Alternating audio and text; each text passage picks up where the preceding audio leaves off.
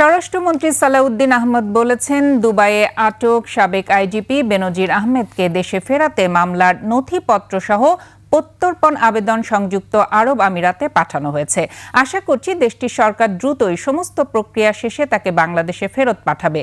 শনিবার দুপুরে সচিবালয়ে আইন শৃঙ্খলা রক্ষায় অবদানে পুলিশ সদস্যদের পুরস্কার দেয়া শেষে এসব কথা জানান তিনি বলেন, মানুষের মধ্যে ধারণা ছিল পুলিশ বাহিনী নিষ্ক্রিয় হয়ে গেছে, কিন্তু আজ সেটি ফিরে পেয়েছে।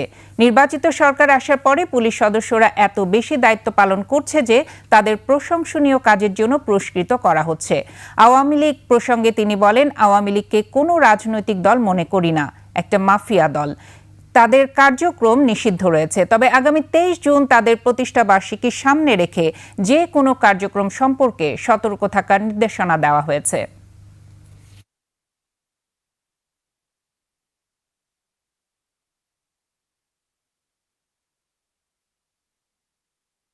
ইমেইলে তারা আমাদেরকে অনুরোধ করেছে 30 দিনের মধ্যে যেন আমরা আমাদের সমস্ত কাগজপত্র পাঠিয়ে দিই তাকে দেশে ফিরিয়ে নিয়ে আসার জন্য।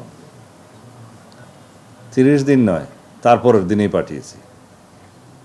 সমস্ত কাগজপত্র, ওয়ারেন্ট, মামলার বিবরণী সহ এখানে অনেক কাগজ দিতে হয়, সেগুলো আবার আরবিতে ট্রান্সলেট করতে হয়। আমাদের অফিসাররা রাতের 9টা পর্যন্ত কাজ করেছে।